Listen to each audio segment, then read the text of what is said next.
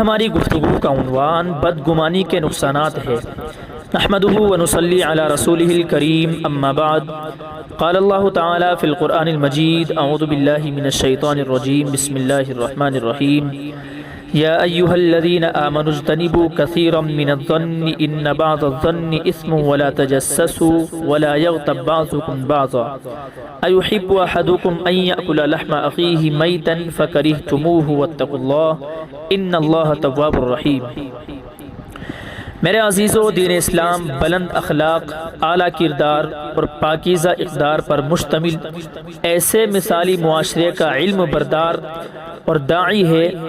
جس کا ہر فرد امن و آشتی، عزت و مساوات اور بنیادی انسانی حقوق کے حوالے سے یکساں حیثیت کا حامل ہے۔ یہ بات اہل فکر و نظر پر مخفی نہیں کہ امن و سلامتی دراصل باہمی مضبوط روابط اور آپسی الفت و محبت سے فروغ پاتی ہے۔ جس سماج میں محبت و رواداری کا جس قدر وجود ہوگا، اسی قدر وہاں امن و سلامتی کے آثار ملیں گے، اور جس سرزمین پر جس قدر یہ چیزیں مفقود ہوں گی، اسی قدر وہاں امن و سلامتی کا وجود خطرے میں دکھائی دے گا، نفرتیں پھیلیں گی۔ یہی وجہ ہے کہ آپس میں سلام کو عام کرنا، اسلام میں ملاقات کے وقت مصافحہ کرنا، بھلائی کے ساتھ لوگوں کا تذکرہ کرنا، خندہ پیشانی اور کشادہ جبی کے ساتھ ایک دوسرے سے معاملہ کرنا وغیرہ اسلام کی اولین ترجیحات میں سے ہے، اور اسی کے برعکس تجسس، بدزنی، غیبت، چغل خوری، عداوت، دشمنی، حسد، قطع رحمی جیسی مہلک خصلتوں کی اسلام میں حد درجہ مذمت کی گئی ہے، کیونکہ یہ مخلصانہ تعلقات کو ختم کرنے اور اسلامی اخوت کو تباہ و برباد کرنے کے بنیادی اسباب و محرکات ہیں۔ بدگمانی کا شمار ان کبیرہ گناہوں میں ہوتا ہے جن کا علاج لازم و ضروری ہے، کیونکہ جس شخص کے دل میں یہ بیماری موجود ہوگی، اس کی حق تعالی جل شانہ سے قلب سلیم کے ساتھ ملاقات نہ ہو سکے گی۔ اور یہ اتنا بڑا گناہ ہے جس کے ارتکاب پر اتنی بلکہ اس سے زیادہ مذمت کی جانی چاہیے جتنی مذمت چوری، زناکاری اور شراب نوشی جیسے گناہوں کے ارتکاب پر کی جاتی ہے، اس لیے کہ بدگمانی کا شر و فساد کئی گنا بڑھ کر ہے، اس کے زہرناک اثرات دیر تک رہتے ہیں، برخلاف اس کے کہ ان گناہوں کے جن کا صدور اعضاء و جوارح سے ہوتا ہے، اس لیے کہ ان کے اثرات جلد ظاہر ہو جاتے ہیں اور توبہ استغفار کے ذریعے ان کا ازالہ ممکن ہے۔ لیکن میرے عزیزو، بدگمانی لوگوں کے درمیان قربت و محبت کا جذبہ ختم کر دیتی ہے، اخوت و دوستی کو رقابت و نفرت میں بدل دیتی ہے، خوشگوار تعلقات کے آبگینے کو سنگ زنی کا نشانہ بنا دیتی ہے۔ بدگمانی صرف ایک گناہ نہیں بلکہ کئی ایک گناہوں کا بیش خیمہ ہے۔ اسی سے تجسس پیدا ہوتا ہے، خود پسندی کا جذبہ انگڑائی لینے لگتا ہے، غیبت و بہتان تک نوبت آ جاتی ہے۔ اس لیے قرآن و حدیث میں صراحتاً اشارتاً متعدد مقامات پر اس کی قباحت بیان کی گئی ہے۔ بدگمانی کی مذمت قرآن و حدیث کی روشنی میں یہ بیان کی گئی کہ بدگمانی کی مذمت کرتے ہوئے قرآن مجید میں فرمایا کہ بہت زیادہ گمان سے بچنے کا حکم دیتے ہوئے حق تعالی جل شانہ ارشاد فرماتے ہیں، اے ایمان والو، بہت سے گمانوں سے بچو، یقین مانو کہ بعض گمان گناہ ہے، اور بھید نہ ٹٹولا کرو کسی کے، اور نہ تم میں سے کوئی کسی کی غیبت کرے۔ زن کی کئی قسمیں ہیں، ایک زن غالب ہے جو کسی دلیل یا مضبوط علامت کے ساتھ قوی ہو جائے، اس پر عمل کرنا درست ہے۔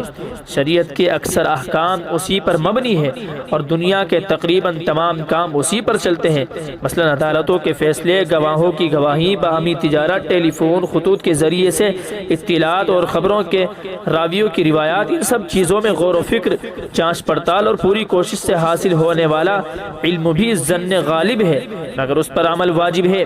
اسے زن اس لیے کہتے ہیں کہ اس کی مخالف جانب کا یعنی اس کے درست نہ ہونے کا نہایت ادنا سا امکان رہتا ہے۔ زن کی ایک قسم یہ ہے کہ کسی وجہ سے دل میں ایک خیال آ کر ٹھہر جاتا ہے مگر اس کی کوئی دلیل نہیں ہوتی۔ دلیل نہ ہونے کی وجہ سے دل میں اس کے ہونے یا نہ ہونے کا امکان برابر ہوتا ہے، اسے شک بھی کہتے ہیں، یا اس کے ہونے کا امکان اس کے نہ ہونے کے امکان سے کم ہوتا ہے، یہ وہم کہلاتا ہے۔ ظن کی یہ صورتیں مذموم ہیں اور ان سے اجتناب واجب ہے۔ ان بعض الظن اثم، یعنی بے شک بعض گمان گناہ ہے۔ اس آیت سے یہی مراد ہے اللہ تعالیٰ کے فرمان بے شک گمان حق کے مقابلے میں کچھ فائدہ نہیں دیتا، اور اللہ تعالیٰ کے فرمان یہ لوگ صرف اپنے گمان کی اور اپنی خواہشات کی پیروی کر رہے ہیں، اسی ظن کا ذکر ہے۔ حضرت ابو ہریرہ رضی اللہ عنہ سے روایت ہے، رسول اکرم صلی اللہ علیہ وسلم نے فرمایا کہ بدگمانی سے بچو، کیونکہ بدگمانی سب سے بڑا جھوٹ ہے۔ رسول اللہ صلی اللہ علیہ وسلم نے اس حدیث میں بدگمانی کو اکذب الحدیث فرمایا ہے۔ بظاہر اس کا مطلب یہ ہے کہ کسی کے خلاف زبان سے اگر جھوٹی بات کہی جائے تو اس کا سخت گناہ ہونا ہر مسلمان جانتا ہے، لیکن کسی کے متعلق بدگمانی کو اتنا برا نہیں سمجھا جاتا۔ آپ صلی اللہ علیہ وسلم نے متنبہ فرمایا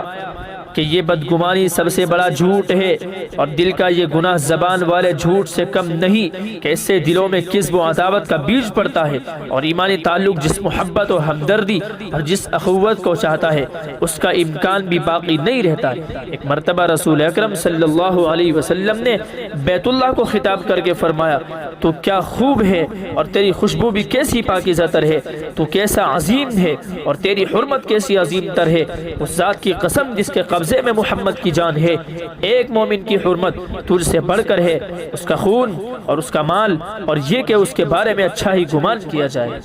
یہ رسول اکرم کا فرمان ہے، یہ رسول اکرم کا فرمان ہے۔ ایک اور مقام پر سرور عالم صلی اللہ علیہ وسلم نے ارشاد فرماتے ہیں کہ ہر مومن کے ساتھ نیک گمان رکھو۔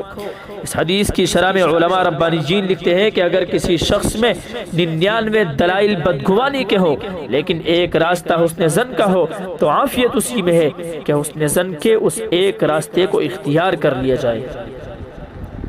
کیونکہ بدگمانی پر اللہ تعالیٰ قیامت کے دن مقدمہ دائر فرمائیں گے اور بدگمانی کرنے والے سے پوچھیں گے کہ بدگمانی کے تمہارے پاس کیا دلائل تھے۔ اس کے برعکس نیک گمان پر بلا دلیل انعام عطا فرمائیں گے۔ اور فرمائیے کہ کتنا احمق ہے وہ آدمی، وہ شخص جو مفت میں ثواب لینے کے بجائے اپنی گردن پر مقدمات قائم کرنے کے انتظامات کر رہا ہے اور اپنے لیے مصیبتیں تیار کر رہا ہے۔ نیک گمان کر کے مفت میں ثواب لو اور بدگمانی کر کے دلائل پیش کرنے کے مقدمات میں اپنی جان کو نہ پھنساؤ۔ میرے عزیزو، عام طور پر بدگمانی کے نتیجے میں بغض اور کینہ بھی پیدا ہو جاتا ہے اور دل صاف نہیں رہ پاتے، جبکہ حضرت صلی اللہ علیہ وسلم نے ایک مرتبہ حضرت انس رضی اللہ عنہ کو خطاب کر کے فرمایا تھا، اے بیٹے، اگر تم کر سکو تو صبح شام اس حال میں کرو کہ تمہارے دل میں کسی کے لیے بھی میل نہ ہو، تو ایسا کر لو، اس لیے کہ یہ میری سنت ہے، اور جو میری سنت کو پسند کرتا ہے، جو مجھ سے محبت کرتا ہے، اور جس نے مجھ سے محبت کی وہ جنت میں میرے ساتھ ہوگا۔ کتنی بڑی بشارت ہے، کتنی بڑی خوشخبری ہے ان لوگوں کے لیے جو ہر طرح کی بدگمانی اور کینہ و کپٹ سے اپنے دلوں کو پاک و صاف رکھتے ہیں۔ بدگمانی کا علاج، اگر کسی کے بارے میں برے خیالات پیدا ہوں اور بدگمانی کی صورت پیدا ہو جائے تو حضور صلی اللہ علیہ وسلم نے اس کا علاج بھی تجویز فرمایا ہے۔ آپ فرماتے ہیں کہ 3 چیزیں میری امت کا پیچھا نہیں چھوڑ سکتی، فعل، حسد اور بدگمانی۔ سوال کیا گیا کہ ان کے برے نتائج سے کیسے حفاظت ممکن ہے؟ پیارے آقا صلی اللہ علیہ وسلم نے فرمایا، اگر حسد پیدا ہو جائے تو اللہ تعالیٰ سے استغفار کرو، اگر بدگمانی پیدا ہو تو عمل اس کے مطابق نہ کرو، یعنی اور اس کے ذہن سے اس کو نکال دو، اس گمان کو، اس بدگمانی کو اپنے ذہن سے نکال دو۔ اگر فعل ہو تو بھی فعل کے بد کی وجہ سے عمل ترک مت کرو۔ میرے عزیزو، کسی کے بارے میں محض خیالات کا آ جانا قابل مواخذہ نہیں ہے۔ ایک حدیث کا مضمون ہے، اللہ تعالیٰ نے میری امت کے وسوسوں کو معاف کر دیا جب تک وہ وسوسوں کی حد تک رہے اور ان کو دور کیا جاتا رہے، لیکن اگر اس پر عمل شروع ہو گیا اور گفتگو کی جانے لگی، باتیں ہونے لگی اور ذہن میں وہ چیزیں بیٹھنے لگی تو اس پر مواخذہ ہوگا، پوچھ گچھ ہوگی۔ اسی لیے حضور صلی اللہ علیہ وسلم نے اس کا علاج یہ بتایا کہ اگر برے گمان پیدا ہونے لگے تو ان کو باقی نہ رکھا جائے۔ اکثر مواقع پر کسی کے بارے میں سوء ظن قائم کر لینا 3 خصلتوں کی وجہ سے ہوتا ہے، 3 خصلتوں کے سبب ہوتا ہے جن سے اجتناب ضروری ہے۔ سب سے پہلی بات یہ کہ عجلت پسندی، یعنی کسی کے بارے میں کوئی خیال آیا اور اس میں حد سے زیادہ جلدی، عجلت پسندی، جلدی اور بے صبری ہے۔ اور دوسری چیز یہ کہ کسی کے عیب تلاش کرنے کے لیے تجسس، یعنی کسی کی ٹوہ میں لگے رہنا۔ اور تیسرے یہ کہ ایک طرفہ کسی کی برائی سننا اور طرفین میں سے یعنی دونوں طرف کی بات سنے بغیر کسی ایک کی بات سن لینا اور تحقیق کیے بغیر اس پر اعتماد کر لینا۔ ان 3 چیزوں کی وجہ سے خاص طور پر ان 3 چیزوں کی وجہ سے خاص طور پر یہ سوء ظن اور بدگمانی پیدا ہوتی ہے۔ بدگمانی کا موقع بھی نہیں دینا چاہیے۔ جس طرح کسی کے بارے میں بدگمانی کرنا گناہ ہے، اسی طرح بدگمانی کا موقع فراہم کرنا بھی جائز نہیں ہے، مگر آج لوگ صرف بدگمانی کرنے کو غلط سمجھتے ہیں، حالانکہ بدگمانی کا موقع دینا اور زیادہ غلط بات ہے۔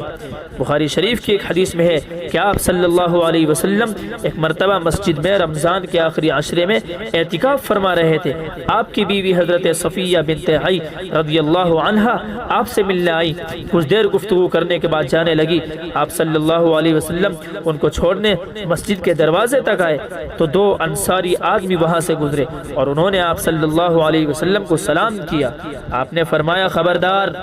خبردار یہ صفیہ ہے، یعنی یہ گمان نہ کرو کہ کوئی دوسری عورت میرے پاس آئی ہے، بلکہ یہ میری ہی بیوی صفیہ ہے۔ ان دونوں نے کہا کہ سبحان اللہ یا رسول اللہ، یعنی ہم آپ کے بارے میں کیسے بدگمانی کر سکتے ہیں؟ اور ان پر یہ بات شاق گزری، یعنی ان انصاری آدمیوں کو یہ بات بہت سخت گزری۔ تو آپ صلی اللہ علیہ وسلم نے فرمایا کہ شیطان انسان میں خون کی طرح دوڑتا ہے،